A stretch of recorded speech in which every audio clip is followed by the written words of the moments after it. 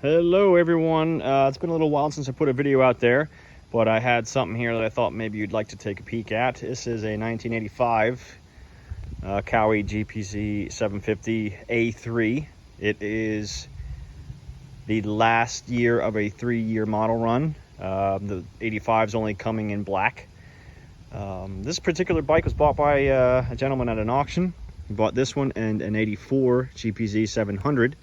Which at some point down the road I will feature as well. That bike, the 700, is a 1 year only, so it's worth a little more and obviously more rare. But this one has a pretty unique look to it. You can kind of get the feeling for what was coming down the road. This one starts to look a little bit like the bike you saw Tom Cruise in Top Gun. I guess that happened in, what, 86, 87. But you know, you can kind of see the direction Kawasaki was taking with their design. This one isn't as full-fared as the Top Gun version, but you know, they upgraded the fairings on this one versus the previous generation model. Like I said, it wasn't in bad shape. It just needed some attention in a lot of areas. So I removed the forks, rebuilt the forks, painted the lowers, painted the engine covers on both sides, removed the carbs, cleaned them and rebuilt them, along with all the subsequent sinking and tuning and all that. Removed the kickstand, center stand, peg brackets, removed front and rear wheels and cleaned the wheels.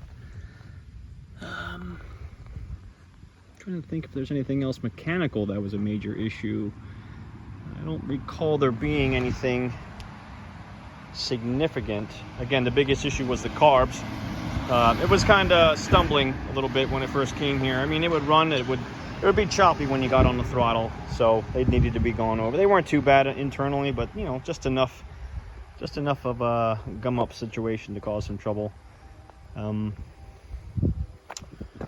Remedied the battery situation. There's a warning light on these 80s era Kawasaki. It used to monitor the fluid level in the batteries with like a pigtail hanging off the battery, but you cannot even get those batteries anymore, so you have to run a jumper from the positive terminal to the harness, and that solves the problem.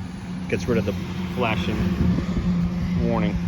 I also removed the master cylinder and repainted that, I made new decals for the top of the cover, so if anybody's looking for those, I have a bunch of those. As you can see, it only has 5,200 miles on it. Yeah, again, just after the pieces were repainted, I kind of just went over everything and gave it a nice thorough cleaning.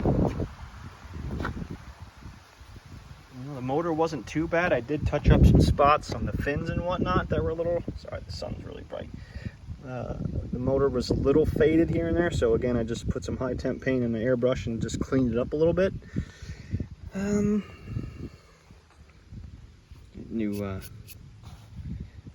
decals on the side. They're actually metal, they're not decals, but anyway. Overall, it's just a nice piece. It's not perfect. I mean, it's got a couple bumps and bruises, but for it being the original paint, and that's, you know, I buffed everything out, clay barred it, and then buffed it, so it's nice and shiny. Overall, it's just a really nice bike you wouldn't be afraid to ride. Actually, the more I stare at it, the more I think, maybe I wouldn't want to ride it.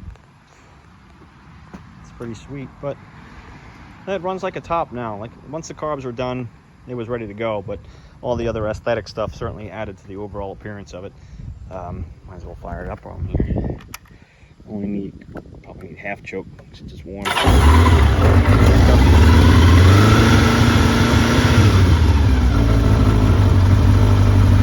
Yeah, it's a warm day.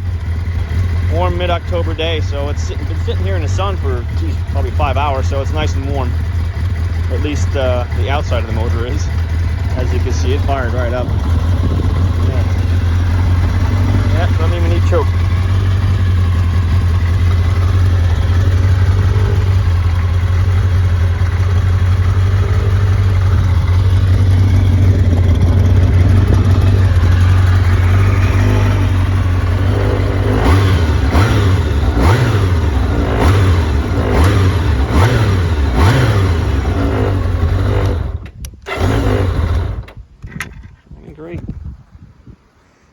Yeah, it handles a little long, kind of like a Hayabusa or like an old Blackbird from Honda back in the late 2000s.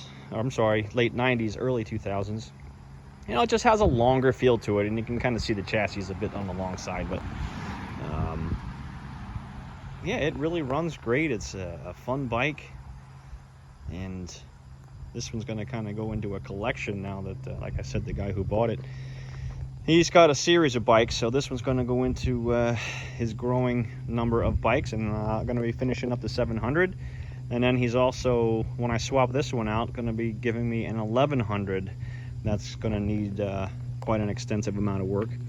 But anyway, just wanted to show you guys this one, and sorry for the delay in the videos, and I'm hoping to have some more and more frequently going forward. But anyway, here's one. Hopefully it satisfies you for a little bit, and you will hear from me again soon. Thanks.